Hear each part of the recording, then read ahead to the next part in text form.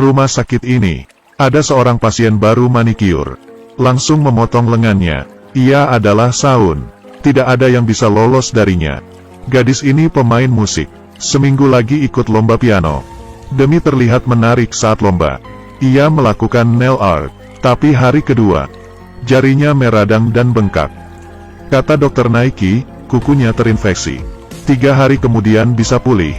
Saat Saun sedang mengobati, ia berteriak kesakitan. Sudah dikasih anestesi, tapi kenapa masih sakit? Ternyata gadis ini dari umur 5 tahun mulai belajar piano.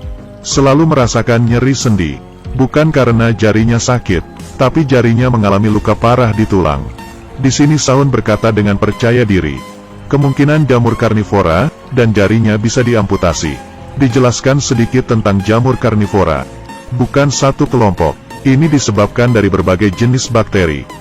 Perkembangannya cepat dan sangat serius. Tingkat kematian sangat tinggi. Itu sebabnya disebut karnivora yang menakutkan. Gadis ini panik. Saya baru manikyur dan kamu mau memotong jari saya. Jadi bagaimana untuk menyembuhkan saya? Ia berkata tidak akan ada masalah selama masih awal. Nick langsung menarik Saun pergi. Saun merasa harus coba tes. Gadis itu pasti terkena jamur. Dan harus dipotong jarinya. Kamu tahu ada seorang gadis mulai belajar piano dari umur 5 tahun. Apa rasanya kalau jarinya dipotong? Sampai di kamar rumah sakit, Saun beritahu ke pasien. Suhu tubuh Anda meningkat 1,5 derajat. Ia terlihat kaget dan meneteskan air mata. Ini bukan kuku meradang. Satu-satunya adalah memotong jari Anda. Pasien melihatnya. Naiki tanya, apa hari ini kamu keluar tanpa minum obat? Kenapa menakuti pasien seperti ini? Lama-lama saya juga lelah dengan kamu. Saun mengabaikan keluhan Naiki. Melihat monitor pasien. Suhu pasien meningkat sampai 39 derajat. Sekali lagi membuktikan bahwa spekulasi Saun benar. Gadis itu benar terkena jamur karnivora. Untuk menolong jarinya, lemak subkutan dan fusia gadis itu telah rusak. Waktu perawatan terbaik sudah lewat. Harus dioperasi bedah. Mimpi gadis ini sudah berakhir. Bedah pembengkakan dan yang meradang dihilangkan dulu. Saun mencium bau busuk di area yang meradang. Operasi bedah ini tidak mudah. Benar aja, gadis ini koma. Tekanan darah rendah, jantung melambat. Ini sudah menyebar ke area tulang. Harus segera diamputasi. Demi menyelamatkan nyawanya, ia memotong jarinya. Memblokir infeksi dan menyelamatkan hidupnya. Atasan Neil bilang, walau bebas dari bahaya, tapi bisa ditransfer ke organ internal. Kalau kamu masih ragu, kamu harusnya bisa menerima pendapat Saun. Mungkin ini tidak akan fatal. Walau sudah dipotong. Untuk jaga aman, harus ada orang menjaga pasien dengan bantuan oksigen. Setelah operasi, setelah pasien sadar, dokter beritahu, untuk keselamatannya, kita harus mengamputasi tangannya. Gadis ini panik, ia tidak bisa lanjut menjadi pemain musik. Ia menatap dokter, berkata, kalau kamu menolak saran dari Saun, dan cek lebih lanjut, pasti tidak akan memutuskan langkah ini. Cepat keluar, aku tidak mau melihat kamu.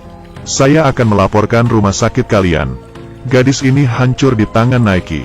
Apa ini kecelakaan medis? Atau membenarkan gadis itu, semua karena ulahnya? Ia menyalahkan diri sendiri. Ia pikir Saun menghalang mimpi gadis itu. Tapi setelah tahu kondisinya, Nick tanpa berpikir panjang menghancurkan mimpi gadis itu. Tapi gadis itu tidak mengerti. Haruskah dia belajar kejam seperti Saun? Waktu bersamaan, ada pasien datang dengan penyakit yang tidak serius. Bagaimana nasib gadis ini? Gadis itu mimisan dan dibawa ke rumah sakit. Dokter melihat darahnya tidak berhenti. Di hidungnya, ditahan dengan larutan phenylephrine. Ilmunya, phenylephrine dapat mengurangi pembengkakan pembuluh darah. Memiliki efek kontraksi darah yang jelas. Meningkatkan resistensi pembuluh darah. Efek obatnya tahan lama dan tidak mempengaruhi jantung. Untuk operasi, bisa membantu menghentikan darah. Tidak berapa lama, darahnya berhenti. Ibu gadis itu datang ke rumah sakit. Orang tua dari gadis itu mengajak ke samping. Putriku sedang berpura-pura. Ia dulu sering berpura-pura sakit. Karena kita ingin bercerai. Ia ingin mencari perhatian dari kami. Agar kita bisa kembali, kamu kasih sembarang obat aja. Dokter mengerti, membiarkan gadis keluar dari rumah sakit. Orang tua gadis mulai bertengkar lagi. Mengabaikan perasaan putrinya, gadis itu merasakan sakit di dadanya, mengeluarkan darah dan pingsan. Dokter buru-buru memeriksa hidungnya secara internal. Gadis ini didiskriminasi karena perceraian orang tuanya. Nilai pelajaran di sekolahnya pun jelek dan turun kelas. Ia merasa jadi orang yang paling tidak beruntung di dunia. Saat hasilnya keluar, tidak ada sumber pendarahan di lubang hidungnya. Dan ini bukan mimisan. Ini disebabkan karena kemacetan di trakea.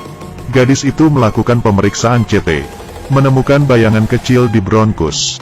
Ia pikir cukup cek biasa, tapi karena bayangannya sangat besar. Jika Anda salah mendiagnosis, apa bisa bertanggung jawab? Setelah berdiskusi dengan keluarga, ia akan dioperasi. Benar, bermasalah di bronkus. Menemukan suatu barang di dalam. Ternyata itu adalah lego. Jadi ini penyebab ia muntah berdarah. Ketika sel darah putih menyerang benda asing, menyebabkan demam dan peradangan. Sekarang dokter sudah mengeluarkannya. Gadis itu diselamatkan. Orang tuanya tetap tidak bersama lagi. Mungkin ini takdir. Tidak ada yang bisa mengubahnya. Saya adalah Xiao Dongbei. Sampai bertemu di edisi berikutnya.